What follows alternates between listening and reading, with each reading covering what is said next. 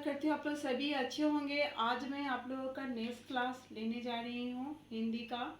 इसके पहले मैंने आपको हमारा प्यारा भारत नामक कविता को मैंने व्याख्या करके आप लोग को बताया था। आज मैं आप लोग को समय का मूल्य समझो नामक चैप्टर को समझाने जा रही हूँ। इसका भी मैंने स्टडी मटेरियल आप लोग को पहले ही भेज दिया है। आज मैं इस चैप्टर को एक्सप्लेन करने जा रही हूँ, जिसके लेखक है अर्नेस्ट हेमिंगवे। ये जो कहानी जो है ये अर्नेस्ट के जीवन से जुड़ा हुआ है। उनकी बचपन की एक घटना है जो कि बहुत ही प्रेरित है और उनका जीवन ही बदल दिया।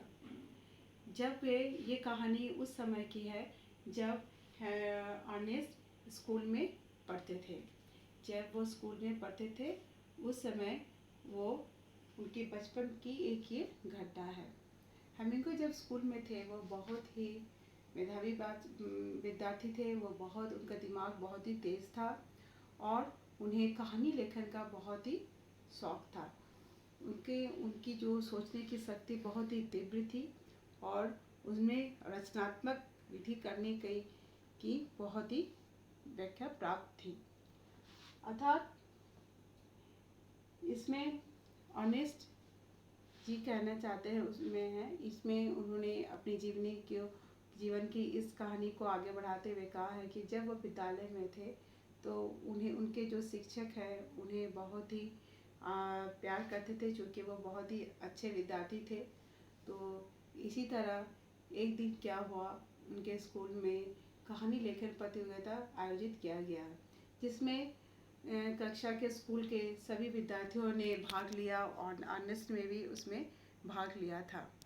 तो चूँकि उनके स्कूल में सभी को पता था कि अर्नेस्ट बहुत ही अच्छा वो कहानी लिखते हैं, तो शायद सभी शिक्षकों और विद्यार्थियों की आशा थी कि अर्नेस्ट को ही प्रथम पुरस्कार मिलेगा। इसलिए सभी को इस कहानी का एक टॉपिक दिया गया और उसके बाद सभी को कहा गया कि 1 महीने के बाद आपको कहानी जमा करना है। अर्थात सभी जो विद्यार्थी थे सभी कहानी लेखन में जुट गए और अर्नेस्ट को अपनी प्रतिभा में कुछ ज़्यादा ही विश्वास था और वे इस पे ध्यान नहीं दिए और वे इधर उधर घूमने लगे और अपना समय नष्ट करने लगे। जब 28 दिन बीत चुका था तब उन्हें होश आया कि उन्होंने अभी तक कहानी नहीं लिखा है और तभी उन्होंने जल्दी में एक कहानी लिखा, जिसको वे बिना काट छाट किए हुए उसे जमा कर दिया। लेकिन बाकी बच्चों ने कहानी लिखने के बाद उन्हें, चूँकि उनके हाथ में काफ़ी समय था, वे कहानी को काट छाट के उसे अच्छी तरह से लिख के फिर उसे जमा किया गया। लेकिन अर्नेस्ट को के हाथ में चूँकि समय नहीं था और उन्होंने कहानी को अपना ठीक से नहीं देख के उसे काट छानने करने का भी समय नहीं मिला और ऐसे ही उसे जमा कर दिया।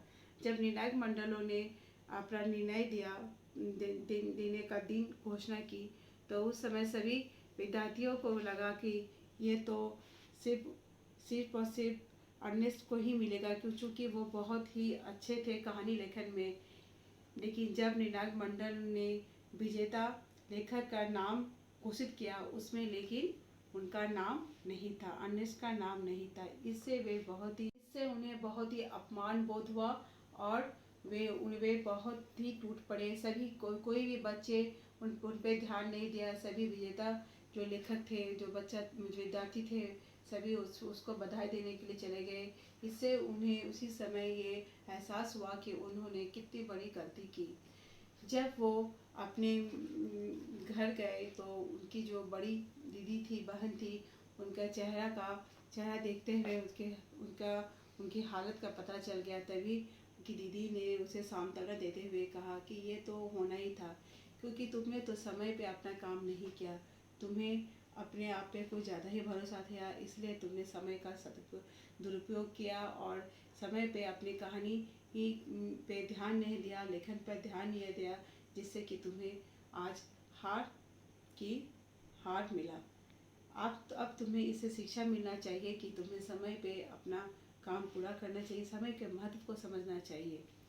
इससे कि उन्हें अपने जीवन की इस घटना से काफ़ी सदमा लगा और वे इसके आगे भी अपने कार्य को वे समय के साथ पूरा करने लगे। और वो जब बड़े हुए, बहुत बड़े, इस तरह से उन्होंने काफ़ी सारी कहानी लिखी, उनकी कहानी काफ़ी प्रसिद्ध भी हुई और उन्हें इसके लिए नोबेल पुरस्कार भी मिला, जो कि एक बहुत ही प्रसिद्ध पुरस्कार है। तो इसमें ये थी अर्नेस्ट की जीवन की एक घटना, जिससे कि उनके जीवन की दिशा ही बदल दी।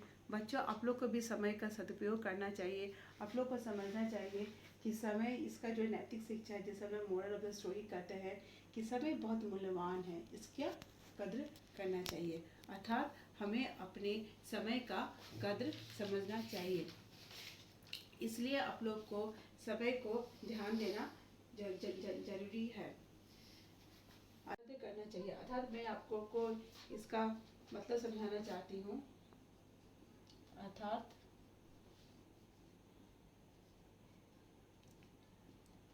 समय का चक्र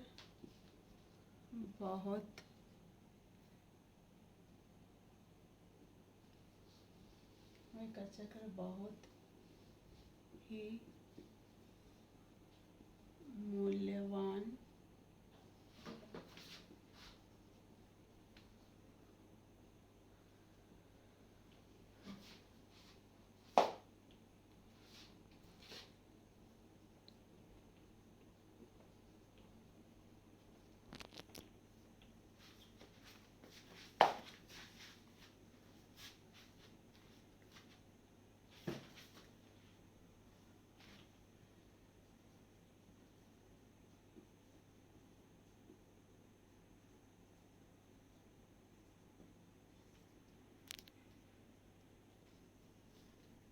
जाता है, उसे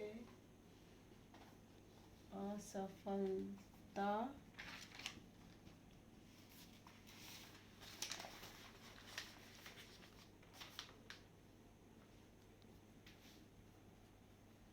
प्राप्त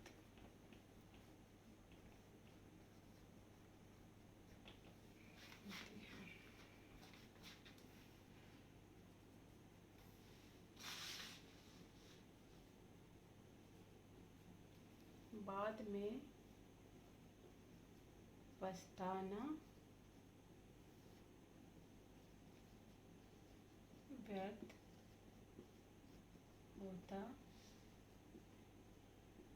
है। अर्थात जो भी समय के चक्र का मूल्य को नहीं समझता, उसे, और वो इस चक्र से पिछड़ जाता है, उसे असफलता प्राप्त होती है और बाद में पछताने से कुछ भी प्राप्त नहीं होता है।